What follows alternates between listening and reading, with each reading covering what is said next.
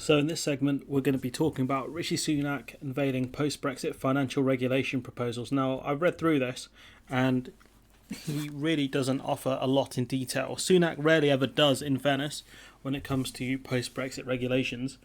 But if we have a look at kind of some of the indications he's giving, it's not great. So, Sunak saying Britain's post-Brexit system of financial regulation is to have a greater focus on growth and international competitiveness under new plans outlined by the Chancellor. So, I read this in a very specific way, which is that focusing on growth and international competitiveness. Now, focusing on growth doesn't necessarily mean deregulation. It could mean maybe more financial support or potentially lower regulations, maybe for smaller actors in the field, I suppose. But with international competitiveness, how do you compete with other countries internationally, ones that have much lower standards than you? Deregulate. Singapore, India, wherever, insert financial service country here. The only way you will be able to compete with those kind of service powers is through deregulation.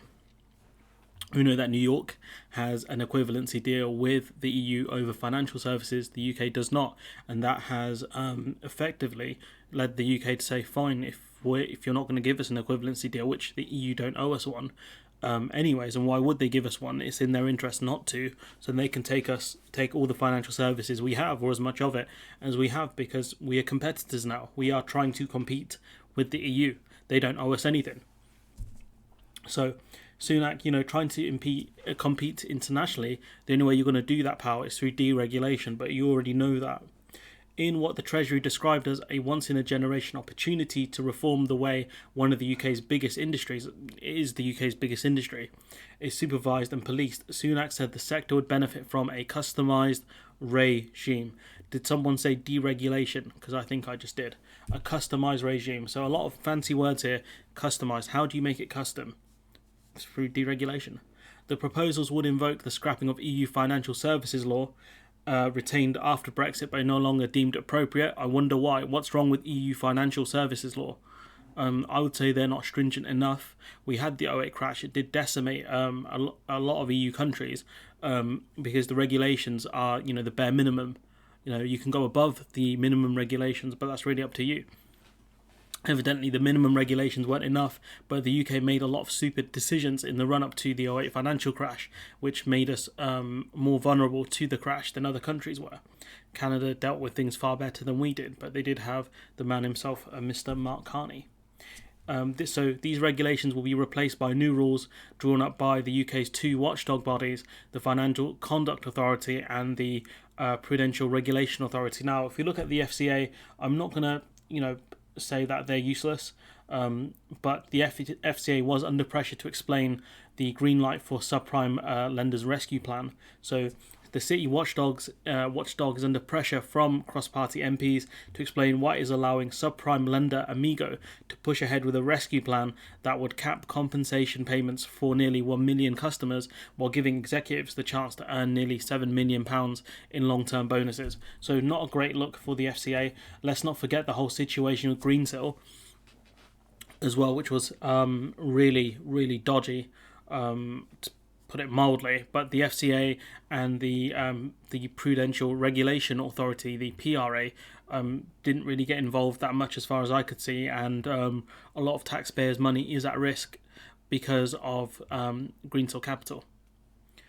Ensuring financial stability would be the prime goal for the FCA and the PRA, but the two bodies are now to be given the additional task of boosting growth. Now, this is a problem because trying to boost growth and be financially stable are two kind of opposing things for the most part. And these companies, these financial services could say, look, in order for us to grow, we need to cut regulations. And so these two financial bodies would be kind of stuck, because if they did cut regulations, yes, it could boost growth because companies can do riskier bets, but that would risk financial stability. Obviously, there is a balance between the two, which the UK has struggled with over the last 10 to 15 years, if you look at the '08 crash. But the FCA will be put, and the PRA will be put in very awkward situations here, where they will be asked to cut certain regulations in order to boost growth, which will again make the next crash far worse. Sunak believes the insistence on rules made in Brussels, not made in Brussels, made collaboratively with all EU members, being followed has constrained the government's ability to set requirements best suited to the needs of UK markets. Let's not forget here, UK markets have done very well when we were members of the EU. We had financial services from all across Europe coming to set up shop here. We had other countries, third countries, setting shop within the UK because we had access to an entire continent. Not to mention our lax kind of financial rules.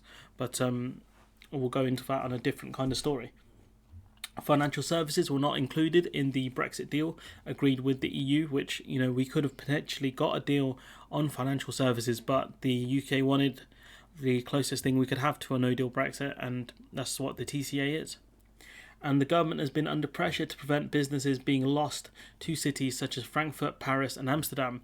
The UK government said it recognised the need to ensure regulations supported the future strength and viability of the UK as a financial centre, but we're no longer a global financial centre. That's the problem.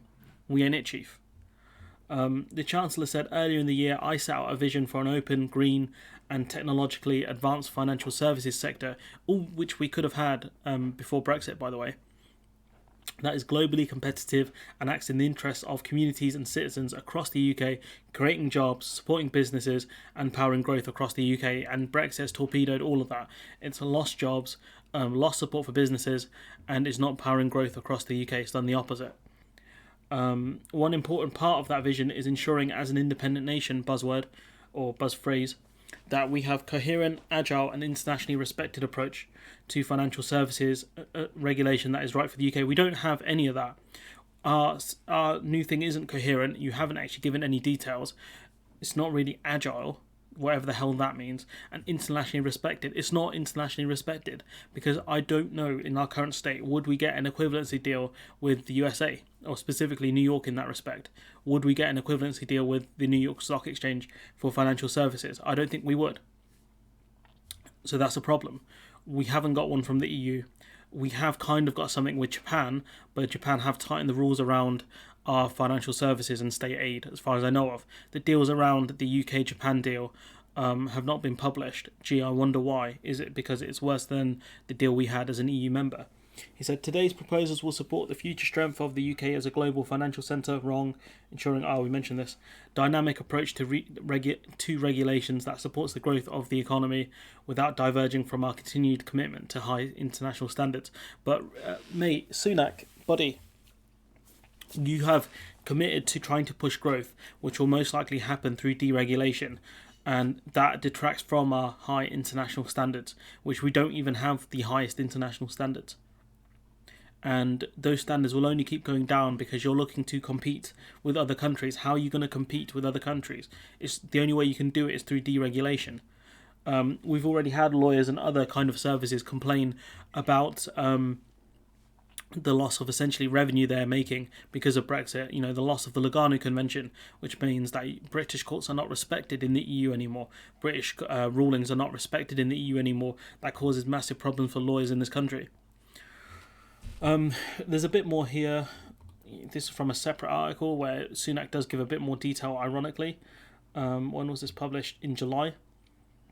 Saying the UK aiming for financial services ties with China, India and Brazil. Now, China doesn't have strong services, it's more manufacturing, but the EU did get a deal with China over things like services and manufacturing, a deal the UK does not have with China, ironically. India, they don't like other countries' services muscling in on theirs, and Brazil, I know very little about Brazil apart from Bolsonaro, if you're, what's that guy's name? That David guy, not David Patman, the fake libertarian guy. The government's new chapter for financial services, Dave Rubin, that's what I was thinking of, shows that the UK is looking to build closer ties with major emerging economies who don't want to do deals with us for the most part.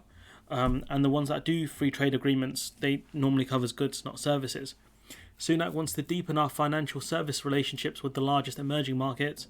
The UK has secured a range of positive liberalising measures. Liberalising typically means deregulation. And continues to work closely with these markets, including on green finance, fintech, capital markets, insurance and pension reforms.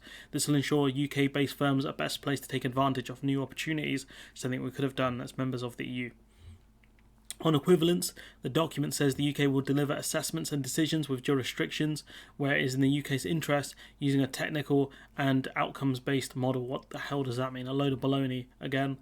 And with another sign, the UK is looking beyond Europe. It pledges set the new global standard for financial services in trade agreements. But financial services in general, are not really covered in trade agreements. So that's a load of nonsense right there. The UK has already set best practices in the agreements concluded with Japan. We got mugged off in the Japan deal, and the European Free Trade Association countries. We don't have a deal with them regarding financial services, as far as I know of, unless Sunak knows something I don't, which he knows a lot, which I don't, but I don't think is that. The government will build on this through ongoing negotiations with the US, Australia, New Zealand, Ascension and comprehensive progress to the Trans-Pacific Partnership, and India, blah, blah, blah. None of the TCA, is it called the TCA? Or the TCP, Trans-Pacific Partnership, that does not cover financial services. That just covers goods. What are you talking about? So this man has no idea, or he's just blatantly lying to people. I don't know which one. That's my interpretation of it anyways, because he's mentioned a lot here which doesn't really cover services at all. So it'll be up to the PRA and the FCA to deal with the new kind of financial regulations, along with obviously MPs for the most part. But from what we can see here, Sunak is unveiling post-Brexit regulations with no actual details once again, because he hasn't, for the most part, in my opinion, figured out what he wants to do next, what direction the UK is going in. But anyways, I'm going to leave it there. Let me know what you think in the comments below. Like, comment, share, subscribe, and hopefully I'll see you in the next one.